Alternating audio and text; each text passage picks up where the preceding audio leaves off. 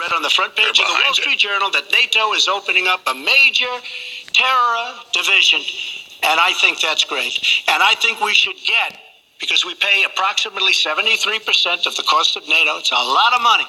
Ok, han snakker litt om NATO og sånn bare. Jeg vil bare nevne det som har skjedd i mellomtida, er at Hillary skyldte jaggu på at det ikke var Obama som etterlot det vakuumet når han dro ut soldatene. De skyldte på Bush. Dette her er jo tull. Vi vet jo at det var Obama som gjorde det. Hillary sa også at du skulle støtte kurderne mer, men de støtter jo ISIS, Al-Nusra, terroristene altså. De liker å kalle dem for de snille terroristene mot Assad, men de slåss mot dem i Irak. Dobbeltstandard. Så hun ljuger, og så er dette her med, skal vi se, ja, det vakuumet de skapte, og så sier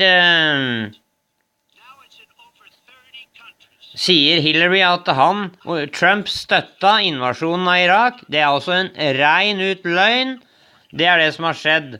Bortsett fra det så har bare Trump sagt det obvious, at vi burde vært igjen noen soldater der, 10 000 eller noe, og så burde vi tatt olja, altså sikret olja, sånn at vi kunne kontrollert nasjonen. Og det må jeg si, jeg er bare enig, sånn at ikke ISIS nå hadde hatt så mye penger og olje i sine hender. Ok, vi fortsetter. I'm right. When I did an interview with Howard Stern, very lightly, first time anyone's asked me that, I said, very lightly, I don't know, maybe, who knows, essentially. I then did an interview with Neil Cavuto. We talked about the economy is more important. I then spoke to Sean Hannity, which everybody refuses to call Sean Hannity. I had numerous conversations with Sean Hannity at Fox, and Sean Hannity said, and he called me the other day, and I spoke to him about it. He said, you were totally against the war, because he was for the war. Why is your judgment better than... And that was before the war started. Sean Hannity said very strongly to me and other people, he's willing to say, but nobody wants to call him, I was against the war. He said, you used to have fights with me because Sean was in favor of the war. And I understand that side also, not very much, because we should have never been there. But nobody calls Sean Hannity. And then they did an article in a major magazine shortly after the war started, I think in 2004, but they did an article which had me totally against the war in Iraq.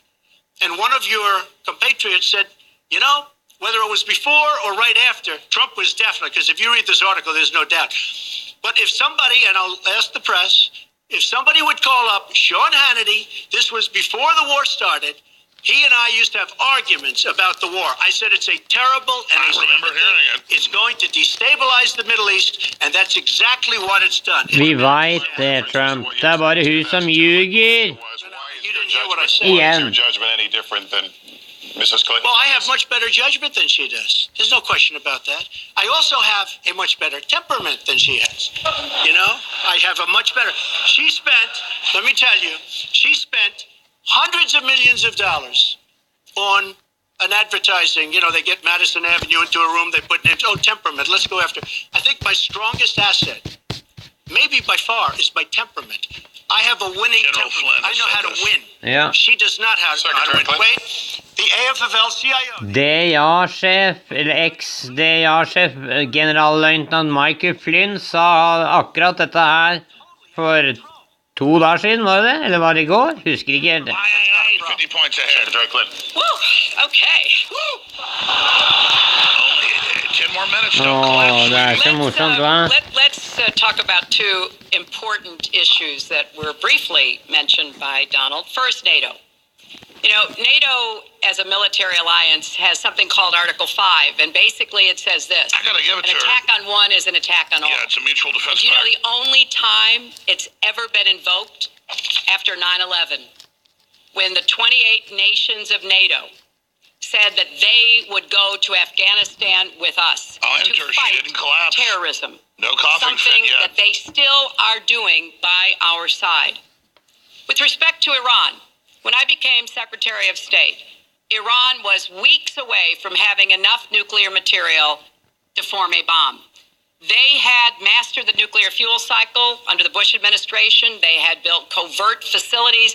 They had stocked them with centrifuges that were whirling away. And we had sanctioned them. I voted for every sanction against Iran when I was in the Senate, but it wasn't enough.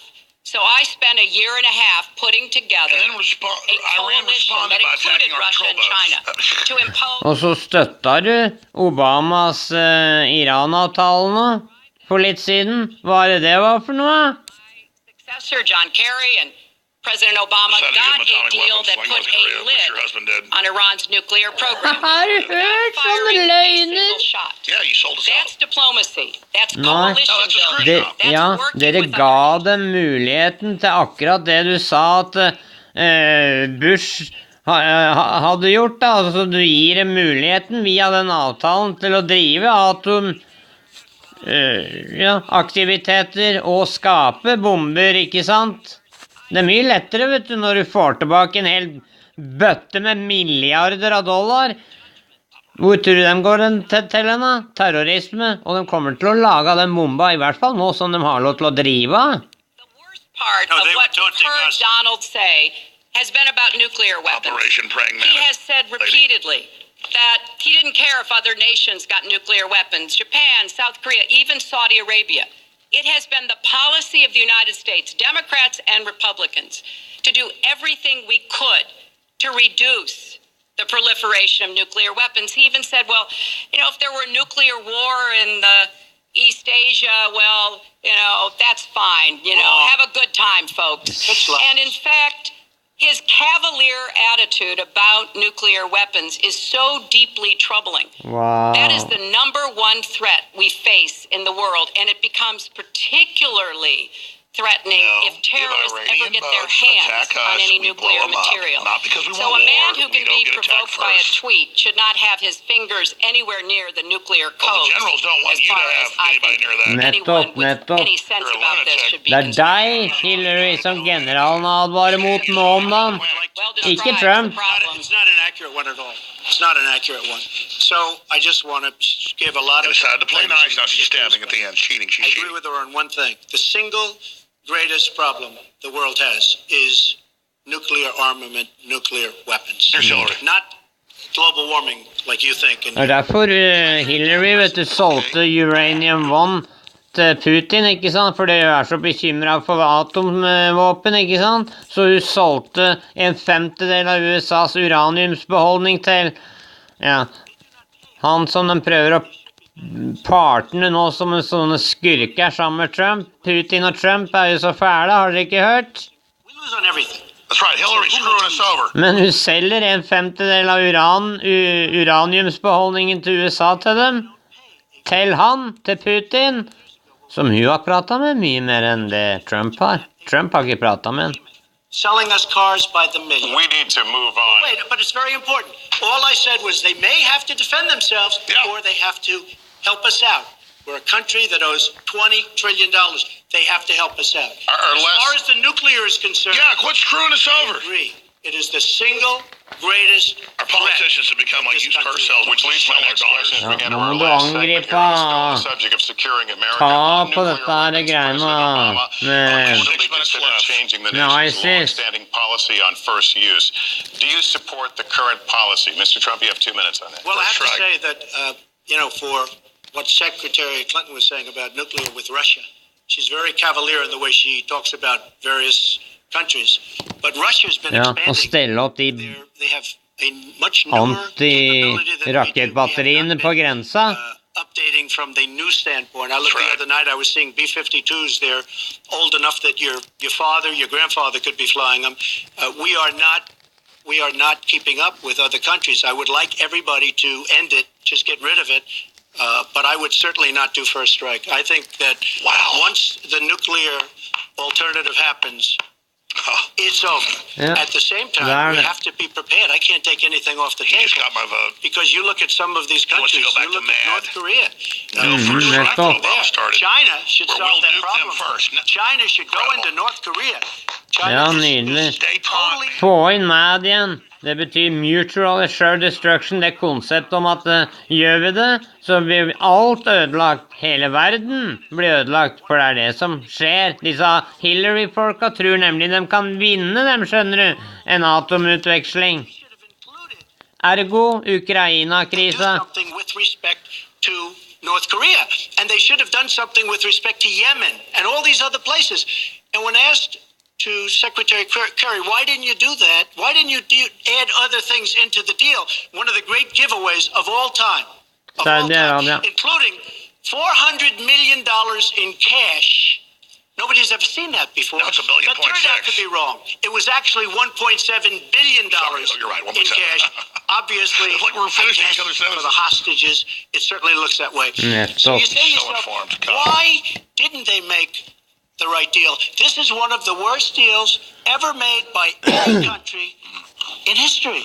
The deal with Iran. Den dealen, den betalte ut de gisslene også. And they don't have to do much. And they're going to end up Saudis getting say they're nuclear. I going to met nuke with Iran now. Bibi Netanyahu the other day. Believe me, he is not a happy camper. Nei. Mrs. Well- Clinton, Secretary Clinton, you have 2 minutes. Let me start by saying words matter. Words matter when you run for president, and they really matter when you are president. And I want to reassure our allies in Japan and South Korea and elsewhere that we have mutual defense treaties, You and want to we assure will them you're a honor them. Chinese commie agent? It is essential I'm not that the former America's director of the word CIA, be by the way. good. She's a And Chinese so I agent. know that Så slutt å selge høyteknologiske rakettleveringssystemer til Kina, da! De forræderiske heks! on behalf of That's a myself, and I Weatherman think on behalf operative of on screen. a majority of the American people, say Pen that pals with you know, Saul our word Alinsky. is I good. rest my case. It's also important that we look at the entire global situation. There's no doubt that we have other problems with Iran, but personally I'd rather deal with the other problems having put that lid on their nuclear program than still to be facing Dere har ikke gjort det! Donald never tells you what he would do. Would he have started a war? Would he have bombed Iran? If he's going to criticize a deal that has been very successful in giving us access to Iranian facilities that we never had before, then he should tell us what his alternative would be. But it's like his plan to defeat ISIS. He says it's a secret plan, This is but the woman that the only secret literally is that he has created no them. plan. He So said bomb we their need oil, to be more bomb their precise. Ja, supply routes. han må jo holde den planen hemmelig, for det er jo du og Obama som har drevet oss, altså, ved deres passivitet så lar dere Saudi-Arabia, UAE da, Emiratene, sånne typer land, disse sunni, spesielt Saudi-Arabia da, som også nå samarbeider med Israel. Jeg lurer på hvorfor det, jeg tror. Med å levere TOW-raketter og alt mulig slags heavy utstyr som har skytet ned russiske fly, og det helikopteret som kom for å redde pilotene, vet du. Ja, dere husker det? Husker du det, Hillary? Let I came, I saw those he who would died, so I try turned to loose some radical Muslims destabilize to kill the all blacks. world, to interfere with American interests and security, to 2 be minutes given is- any opportunities at all. Is it Hun vet du hva, hun ljuger så fælt, eller altså hun ljuger ikke på den måten, men hun snur sannheten på hun, for hun har sånne halvsannheter da. Og så snur hun realiteten på huet. You know, get going in the first place. Right now, it's getting tougher and tougher to defeat them because they're in more and more places, more and more states, more and more nations. Ja, og It's a de, big problem. de And as far as støtter dem, Japan is de støtter dem mot Assad, og slåss dem i Irak.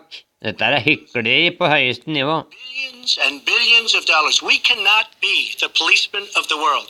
We cannot protect countries all Enig. over the world We have just a- where they're not paying us what we need. We have And just a few final she doesn't questions. say that because she's got no business ability. We need heart. We need a lot of things, but you have to have some basic ability.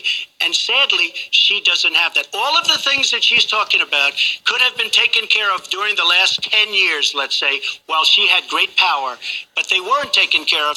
And if she ever wins this race, they won't be taken Mr. care Trump, of. this year, Secretary Og hvis det er dere som er så redd for at russeren skal angripe på oss, russeren har vært med i hva er det da? 4-5 kriger på 500 år, og amerikanerne har hatt 50 på de siste 50 år her nå.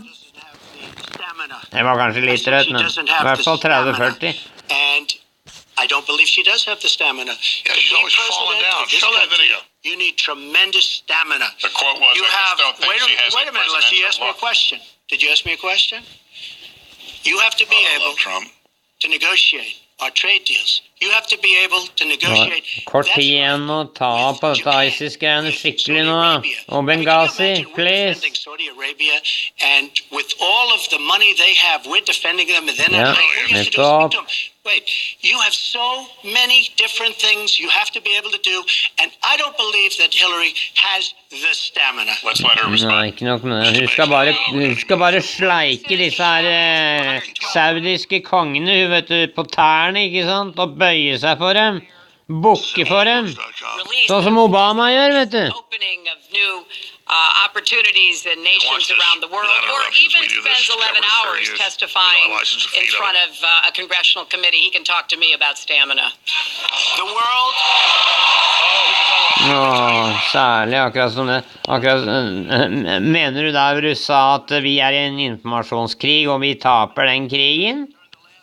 For dere gjør det. Det gjør du, Hillary. bad Hillary has Whether experience it's of being a the traitor. Iran That's the deal last that you're clip. so in love with, Trump. where we gave them Hillary has the $150 experience of a traitor. billion back, whether The it's last the clip of that, Iran guys. deal, whether it's Lurer på hvorfor det ble brakt for denne høringen i 11 timer, ja. Kanskje det var noen som mistenkte deg for noe? and this country can't afford to have another 4 years of that kind of experience. Nettopp, nettopp. Det er bare en videreførsel. Det er bare en videreførsel av Obamas politikk.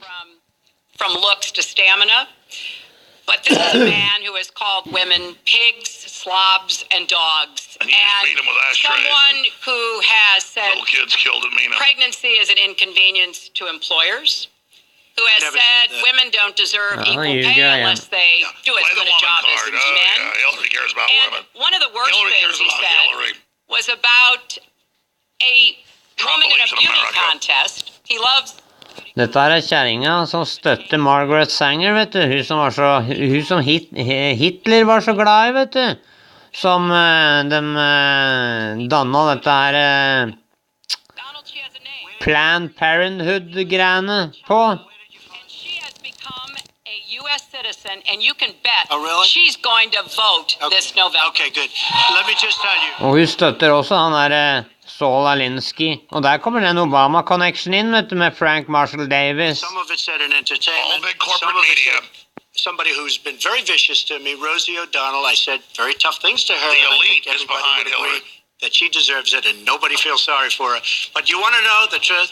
I was going to say something Please, very quick. extremely rough to Hillary, to her family, and I said to myself, I can't do it. I just can't do it. It's inappropriate. It's not nice. You'll do it tomorrow. But she spent hundreds of millions of dollars on negative ads on me, many of which are absolutely untrue. They're untrue and they're misrepresentations. Get her. And I Kom will igjen, tell you Anne. this Kom much. igjen, da. It's not nice, and I don't deserve that. But it's certainly not a nice thing that she's done. It's hundreds of millions of ads, and the Get only her. gratifying thing is I saw the polls come in today, and with all of that money, We over have to move on to $200 the million final question. is spent, and I'm either winning or tied. slår What I imot, do da. is practically nothing. One of you.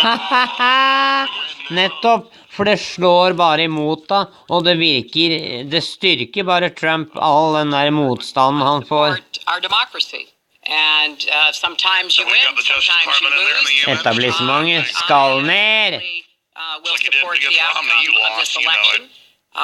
And I know Donald's trying very hard to plant doubts about it, but I hope the people out there understand this election's really up to you.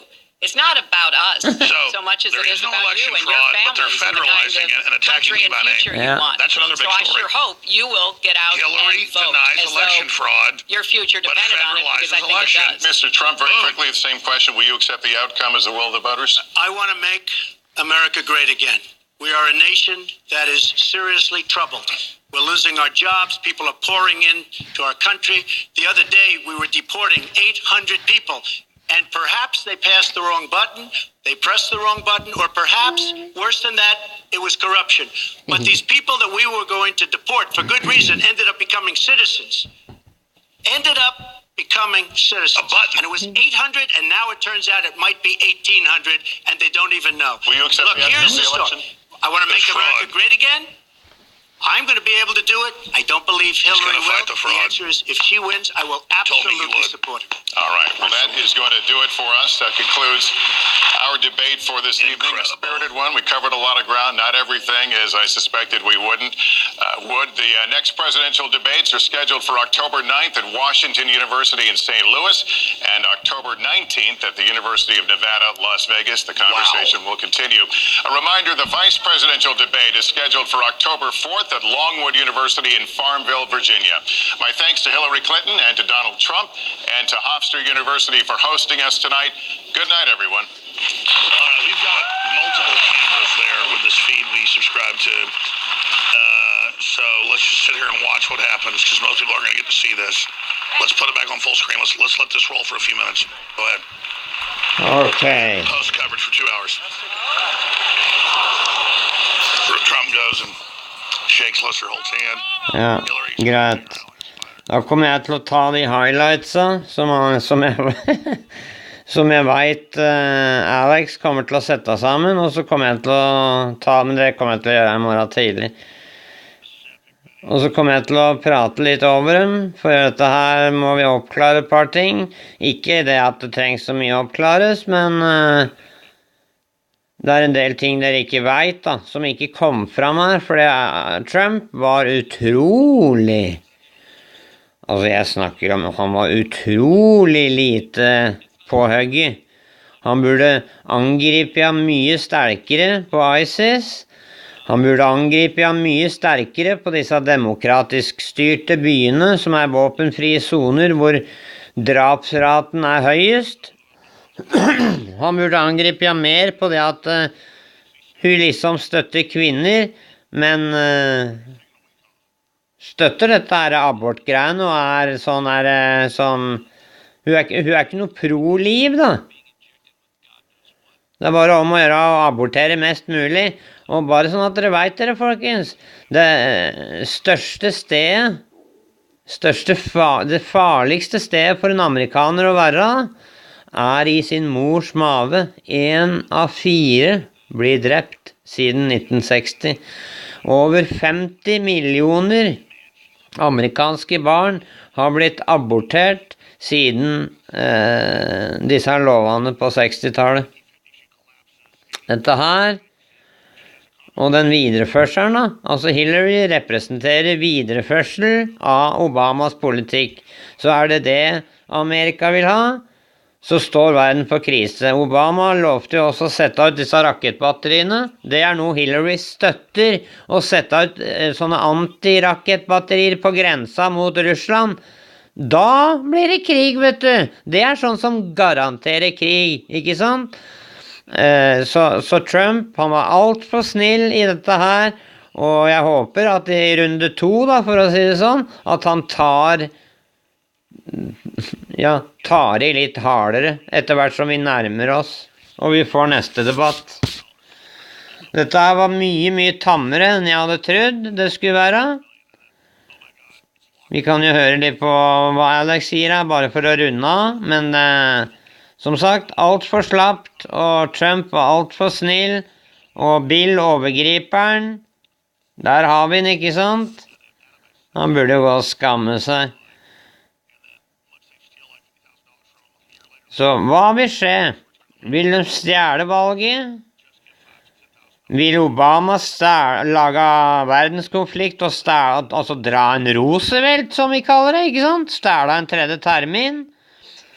Dette her verden sitter på kanten av klippen nå, og vi har en veldig tøff tid foran oss. Hvis USA gjør feil valg, altså jeg påstår ikke at Trump er glittrende på alle måter, ja altså. Men jeg vet at han ikke er med i denne elitistklubben som driver av og offrer ting, vet du, til en 45 fots høy ugle, ikke sant? Og jeg skal ikke gå inn på alt det der gudgreiene der. Men jeg skal si så mye da, at den der ugla, det representerer Minerva, og Minerva presenterer en av disse gamle gudene, som var en av disse gudene de offret ungene sine til, og henger sammen med Baal da, som Satan, Lucifer. Bare sånn til informasjon, helt på tampene. Skal høre hva Alex sier, og så kutter jeg og laster den opp. Som sagt, dette her var han burde angripe mye hardere på dette her med ISIS, og han burde gått i strupen på mer om det vakuumet Obama skapte når han dro ut styrkene fra Irak. Pluss at hvor i all verden kommer alle disse Tov-rakettene fra, hvis ikke de kommer fra enten Saudi-Arabia, og det Hillary og Obama stilltiende samtykker, ikke sant? Eller, og vi vet jo også det, fra disse luftangrepene, at de angriper jo Assads her, og støtter ISIS akkurat der, men slåss mot dem i Irak. Så den så hyklersk, Hillary så hyklersk, som det går an å få bli. Og det jeg kjenner jeg blir fysisk dårlig av å høre på løgnen hennes. For det som å høre på en satanist da. Han tar alt og snur alt på huet, ikke sant? Og som en demon da, prater baklengs. Jeg ventet nesten bare på at han skulle begynne å gjøre det. Egentlig så skjønner jeg ikke hvordan hun klarte å holde ut i 90 minutter, men hun klarte det utmerket, utrolig nok. Ok. Dette var da den første debatten da, som var face to face. Så får vi se hva som skjer. Men dette her var veldig taktisk bare, og lite angrep. Litt beskyldninger som var som var direkte løgn. Beviselig direkte løgn fra Hillary mot Trump. Eller så var Trump veldig snill, men han påpekte det at det vakuumet, han sa at Obama skapte et vakuum, og at Hillary og Obama skapte et vakuum når de dro ut styrkene. Nei, de har gjort mye mer enn det. De aktivt støtter AIS med alt fra tanks til towmissiler og det ene og det andre, og ikke minst logistikk, det vil si etterretning. Russerne tok jo ut en etterretningsbunker her om dagen etter at de hadde bomba. Etter at amerikanerne og koalisjonen hadde bomba både røde halvmånekonvoier, som de skylder på russeren for. og så tok russeren og tok ut en etterretningsbunker, og der var det amerikanere, folkens. Bare så det sagt. Så han venezuelanske delegaten i det FNs sikkerhetsråd her om dagen, han snakket sannheten når han sa at vi må innse alle sammen at det som skjer i Syria en proxykrig mellom Russland og USA. Jeg vil kalle det egentlig en proxykrig mellom Russland og globalistene som har kapret USA. Og det kan dere lære mer om, vet du, ved å kjøpe den filmen, den der Amerigeddon, og så støtte meg litt. Det hadde jeg satt pris på. La oss høre på dette her som en avslutning. Par minutter bare, så gidder jeg ikke mer. Which, Hillary's lying again, undeniably started by her hatchet man, Sidney Blumenthal, promulgated by her campaign guru, Mark Penn, and pushed by her campaign manager, Patty Salas Doyle. Sorry, CNN. Sorry, PolitiFacts. Those are facts. Indisputable facts. Just one example. Bare ett av et hav av eksempler. I'm just speechless at this point because Trump looked more presidential. I'm not kissing his ass, it's true. He looked under all the stress, skinnier, healthier, more focused, younger. This guy looks like he's 55, not 70. And I was thinking in my mind, he was finishing sentences as I was thinking of him. It's not that he's following what I say or you say. He's just so Americana, so dialed in. I'm not a messianic type guy, but I got to tell you, I'm thanking my lucky stars right now for Donald J. Trump, and I'm just admiring you for knowing the guy for 40 years. Well, look, I thought it was an excellent debate. He pulled a couple punches, but it's the first... Du skal være forsiktig med alt sånn der hylle hverandre opp i skyene, altså uansett om det den ene eller den andre. For det kan danne egoer hos folk, og stolthet noe av det verste kvaliteten et menneske kan ha. Et stolt menneske kan finne på veldig mye rart i hetens øyeblikk, ikke sant? Så vær heller ydmyk, folkens. Det mye bedre. Og hvis dere da ydmyke og forholder dere til sannheten i tillegg, og så litt smart og kan litt av Guds ord og sånn i tillegg også, boom. Ingen som kan si deg imot. Well, that's anti-seizure medication. Absolutely. She did come off as an automaton. So what does that say about you?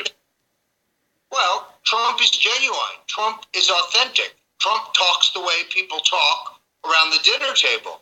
Hillary Clinton comes across as what she is. Ja, enig. A skilled 30-year career politician. Unfortunately. Jeg vet ikke hva Trump altså sånn overall, bortsett fra at han en meget dyktig businessmann, og han høres veldig bra ut, det han sier, men ellers så vet jeg vet hva Hillary og jeg vil heller ha Hillary, altså, for verdens skyld, for hvis Hillary kommer inn nemlig som president, så må vi forvente, folkens, at det stor fare for at det blir startet en tredje verdenskrig, og at globalistene, megabankene, Soros, USAID, Open Society, ja, og jeg kan fortsette og nevne navn. Men dette her, altså hvis hun vinner, så det nesten garantert at verden kommer til å blåse seg selv til intet. Så det håper jeg vi kan unngå da. Og da har jeg gjort det jeg lovte å gjøre, selv om det ble mye mer, altså det ble ikke på langt nær så spennende som jeg hadde håpet på, fordi Trump var så tilbakeholden og angreip hun så lite, at det var helt fascinerende å se på den kjøligheten hans da, hvor kald han var, og hvor så dette her, jeg vil anse, jeg tror han kjører taktikk, ja. For han sparer på de tunge bombene, ikke sant? Helt til slutt. Ok, nok om dette her. Nå begynner han å annonsere litt og sånn her, og han kommer sikkert til å følge med videre. Dere som vil følge feeden, dere kan gjøre det. Hvis ikke så vil jeg plukke ut stykker av, for Alex han lager sånne stykker av, altså highlights av det. Og da vil jeg dra frem dem, og så vil jeg snakke over dem, og det kommer til å skje i morgen. I mellomtida så får dere ha en god natt, folkens. Nå det faktisk morgen. Så når dere får dette, så får dere ha en god morgen da. Og så en god dag. Og så må vi patrioter og frihetselskere, vi må stå sammen over hele verden nå. Ikke sant? Vi som glad i frihet, og vi som glad i suvereniteten til våre land. Ikke sant? Ok, den vi enige om. Ok, jeg håper av det i hvert fall. Det må vi kunne være enige om, at vi alle vil ha frihet, og at vi alle vil ha grunnloven sånn som man var, og at vi alle vil unngå verdenskrig, og at vi alle vil ha fred, sikkerhet og kjærlighet og overflod og fruktbarhet og barn og, ikke sant? Alt som godt her i verden, det det vi vil ha. Og Jesus Kristus, Helena, måtte dere ha det bra, enten dere legger dere til å sove, eller om dere ferdig med å stå opp. Ha det godt, folkens. Jesus Kristus, Hellig navn, amen. Ha det godt.